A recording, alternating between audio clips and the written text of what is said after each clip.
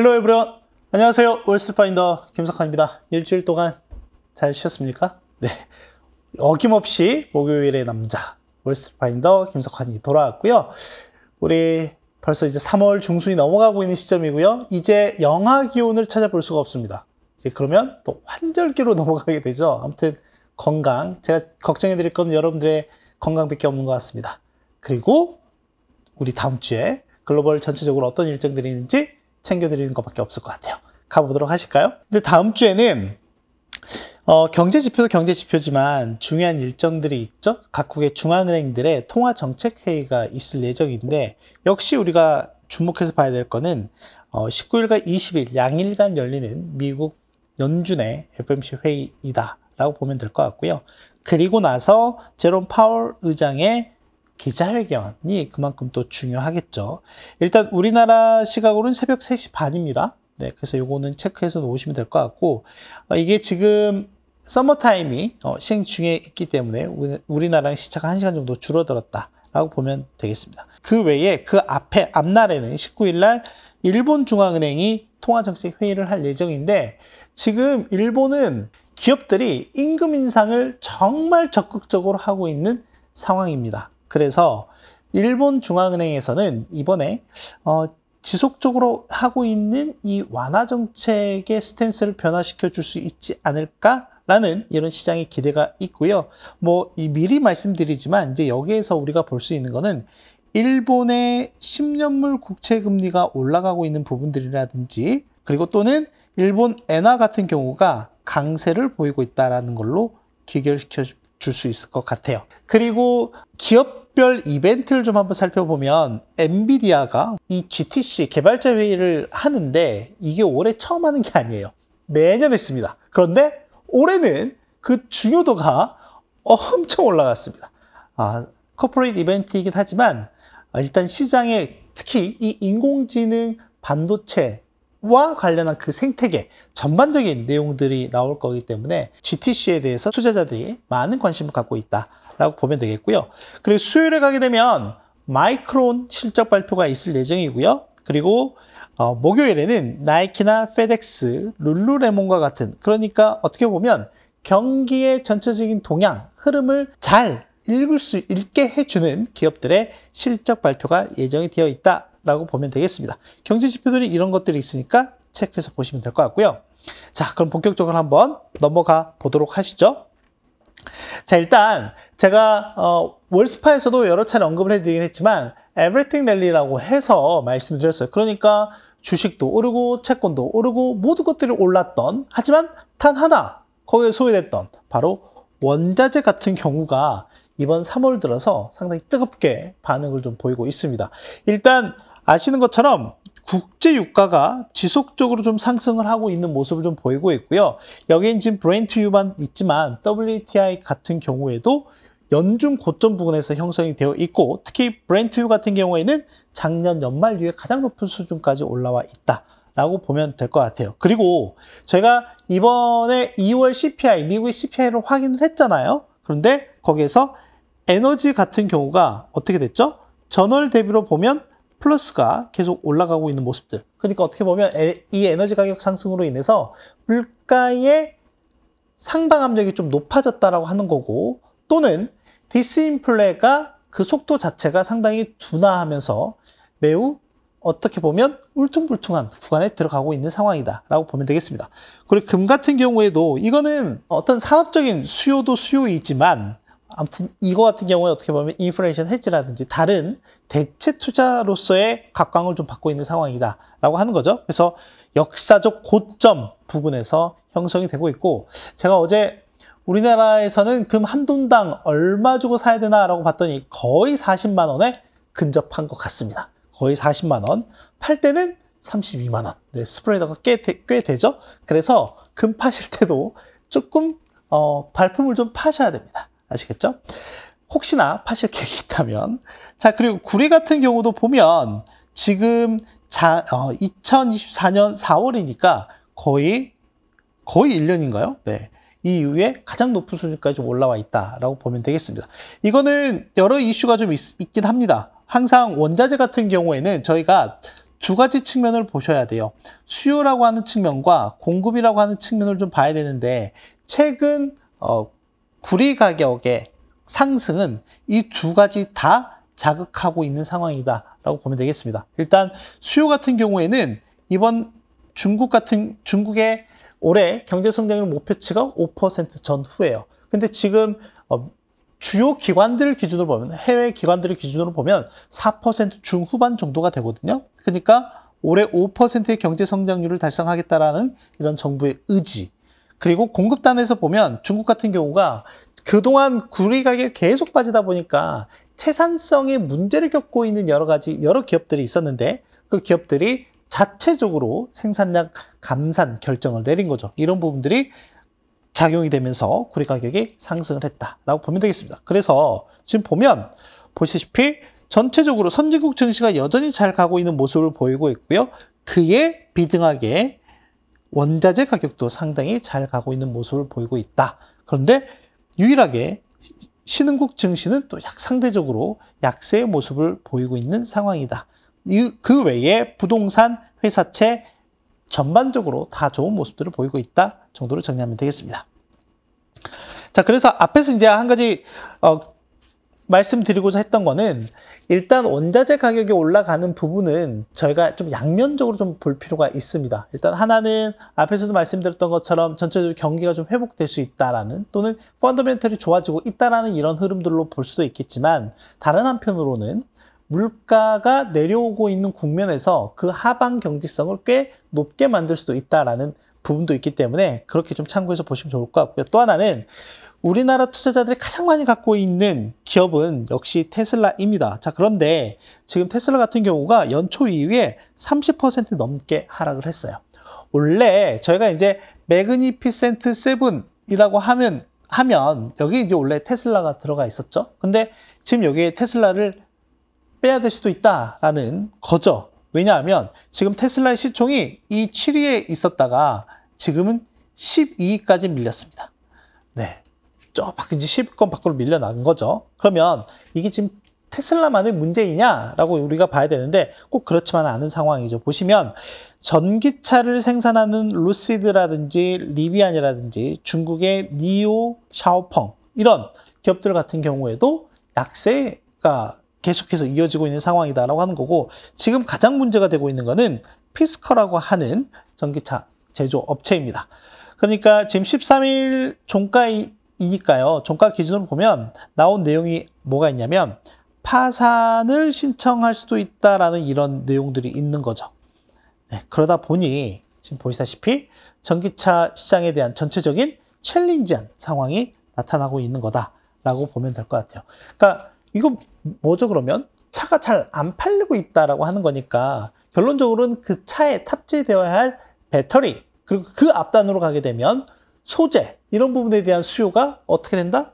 둔화된다라고 하는 거죠. 그래서 우리나라 통계청 또는 산업통상자원부에서 발표하는 통계 관련한 데이터를 좀 볼 필요가 있습니다. 여기 보시면 우리나라 이제 2차 전지 수출과 관련한 데이터인데 실제 전기차가 많이 팔렸던 2020년부터 21년까지는 점진적으로 이렇게 우상향하는 모습을 보이다가 22년을 피크로 해서 그 이후부터는 전체적으로 좀 전년 대비 증가율이 물론 기저효과도 있긴 하겠지만 감소하는 모습도 좀 보이고 있다라고 하는 거고요. 또 더 중요한 거는 자 그러면 뭐 증가율은 그렇습니다. 그러면 절대 금액 차이는 어떠냐라고 봤을 때 절대 금액 차이도 이렇게 좀 레벨 다운이 현재 되어 있는 상황이다라고 하는 거죠. 그리고 또 하나는 뭐냐면 산업통상자원부라든지 통계청에서 관련 데이터를 좀 볼 수 있다라고 했는데 매월 첫날 그러니까 이게 연휴든 아니든 우리나라에서는 이 데이터를 꼭 발표합니다. 바로 수출입 동향 데이터를 꼭 발표한다. 라고 하는 거고 이게 대략 한 40페이지 정도가 되는데 이 안에 들어가 보면 각 산업별로 그리고 우리나라의 주력 수출 품목들 또는 지역별 이런 구분이 정말 잘 되어 있습니다. 그래서 상당히 퀄리티가 높은 자료이다 라고 보시면 될 것 같고요. 이걸 만약에 참고해서 보신다라고 하면 여기에 2차 전지와 관련한 내용을 들어가 있는데 보시면 주요 광물 가격이 하락을 하고 있고 이로 인해서 수출 단가가 떨어지고 있다. 그래서 수출이 감소하고 있다라고 정리가 되어 있죠. 보시다시피 수출 단가가 뚝뚝뚝 뭐 2차 전지 전체적인 셀 중심이라든지 양극재 중심으로도 보면 가격 낙폭이 꽤 크게 나타나고 있는 상황이다라고 보면 될 것 같고 2차 전지 수출 증가율도 보면 4분기에 반짝 좀 올랐다가 1월달, 2월달 들어서 계속해서 감소하는 모습. 특히 그 안에 양극재 같은 경우는 더 큰 낙폭을 좀 보이고 있는 상황이다라고 하는 거죠. 그래서 전체적으로는 수요가 좀 둔화하고 있다라고 하는 거죠. 수요가 둔화하고 있고 또 하나는 정책 지원도 좀 약화가 되고 있는 상황이다라고 하는 겁니다. 당장 올해 미국 대선만 놓고 보면 각 민주당과 공화당의 후보가 정해졌잖아요.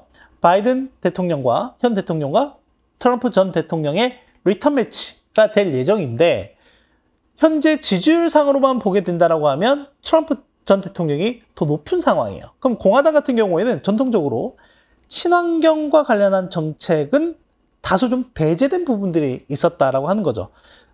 그리고 또 하나는 우리나라 같은 경우도 보면 전기차에 대한 보조금 지원 이런 규모도 보면 매년 조금씩 줄어들고 있는 모습들이 있죠. 이런 부분들이 어떻게 보면 추가적인 전기차 시장의 팽창을 좀 가로막고 있는 허들로 작용하고 있다라고 보면 될 것 같고요.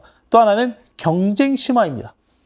원가 절감을 반드시 필요한 분야가 바로 이 전기차 산업이고 그 내에서도 보면 배터리거든요. 근데 상대적으로 중국 같은 경우에는 원가 절감을 상당히 빠르게 하고 있는 상황이에요. 그런데 다른 여타의 국가들은 그렇게 하고 있지 못한 상황이다 라고 하는 거죠. 그럼 결국엔 가격 경쟁에서 붙으면 가격 앞에 장사 없는 것처럼 경쟁이 붙게 된다라고 하면 열등할 수밖에 없다라고 하는 거죠. 이런 부분들이 전체적으로 전기차 산업에 상당히 챌린지한 부분들을 만들고 있고 이게 되게 삼중고로 나타나고 있다라고 보면 되겠습니다. 자, 그러면 다음 주에 이제 FOMC가 있어요. 그랬을 때 우리가 좀 봐야 될 게 우리가 지금 1월, 2월 소비자 물가 지수를 2번이나 확인을 했는데 거기서 확인한 건 뭐예요? 되게 스티키하다. 이제 물가가 이렇게 올랐다가 빠졌는데 이게 더 빠지지 않네? 라고 하는 그런 모습들인 거죠. 그랬을 때 여러 물가의 항목들을 볼 수도 있긴 하겠지만 일단은 연준이 주요하게 보고 있는 것 중에 핵심 서비스 물가인 거니까 주거비까지 제외한 그래서 슈퍼코어 인플레 상황을 좀 보면 전월 대비로는 이렇게 떴다가 소폭 둔화되는 모습을 좀 보이긴 했습니다. 주거비 자체가 둔화되는 모습을 좀 보였다가 전년 대비로는 여전히 꽤 높은 4%대 초반의 모습들 좀 보이고 있다라고 하는 거죠. 꽤 경직적인 모습도 좀 보이고 있는 상황이에요.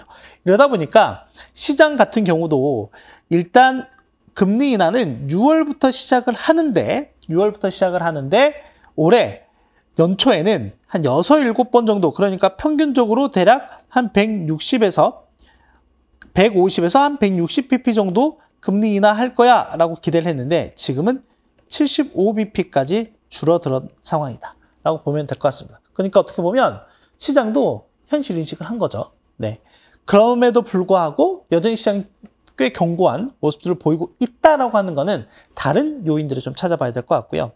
자, 그래서 이번 FOMC에서 저희가 봐야 될 거는 뭐냐면 이미 얼마 전에 파월 의장이 의회에서도 공언을 하기는 했습니다.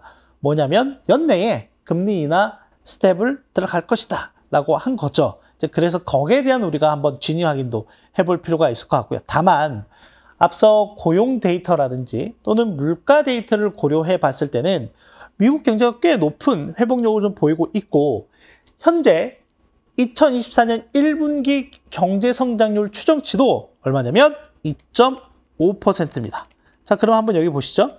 올해 실질적으로 한 1.4% 전체적으로 봤을 때 1.4% 정도 성장할 걸로 지난 12월에 전망을 했는데 이 성장률 목표치가 높아질 수도 있습니다.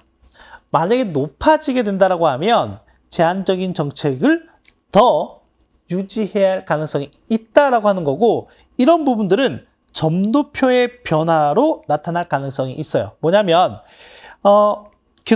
그동안에는 75bp 대략 한 3차례 정도 인하할 수 있다라고 예상을 했는데 이게 만약에 아주 큰 횟수는 아니긴 하지만 50bp 2차례 만약에 이런 스탠스로 좀 바뀌게 된다라고 하면 시장은 좀 놀랄 수도 있습니다.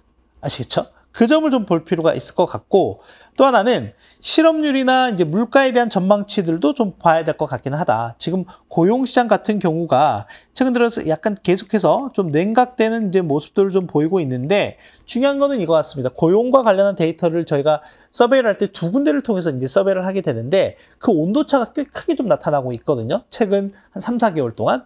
그랬을 때 과연 이제 어떤 게 맞을까에 대한 부분들을 저희가 좀 더 시차를 두고 좀 봐야 되긴 하겠지만, 아무튼 가게가 느끼는 고용시장의 냉각과 기업이 느끼는 고용시장의 냉각은 꽤 다른 분위기인 것 같습니다. 그 점을 좀 봐야 될 것 같고요. 그리고 또 하나는 최근에 뭐 파월 의장도 언급하기도 했었고, 또 하나는 옐런 재무장관도 했던 얘기 중에 하나가 뭐냐면, 팬데믹 이전의 금리 레벨로 돌아가기는 쉽지 않을 것 같다라고 하는 거고, 또 하나 파월 의장 같은 경우에는 우리가 2%를 목표하긴 하지만 굳이 꼭 그 숫자까지 가야 될 필요는 없다라고 했단 말이죠. 그러니까 이 말인즉슨 굳이 2%가 아니라 이게 2%대라고 하는 거죠. 대략 2.5에서 뭐 3% 미만으로 내려간다 하더라도 이것도 어떻게 보면 목표에 도달했다라고 인정을 할 수 있다라는 거죠. 그런 여지를 꽤 이제 최근 들어서 많이 좀 나타내고 있는데, 그 말인즉슨 이거는 어떻게 보면 물가 수준 자체도 팬데믹 이전과는 좀 달라질 수 있다. 팬데믹 이전보다 더 높아질 수 있다라고 하는 거죠. 그랬을 때 고금리 고물가가 고착화되는 이런 부분에 대해서는 연준은 어떻게 평가하는지에 대한 내용들을 이번 FOMC에서 체크를 좀 해봐야 될 것 같습니다. 그럼에도 불구하고 약한 고리가 있어요. 지금 전체적으로 금융시장은 상당히 강한 모습들을 보이고 있긴 하지만 실물시장에는 약한 고리들이 분명히 나타나고 있다라고 하는 거죠. 그 중에 하나가 매월 재무부가 발표하는 연방정부의 대차대조표예요.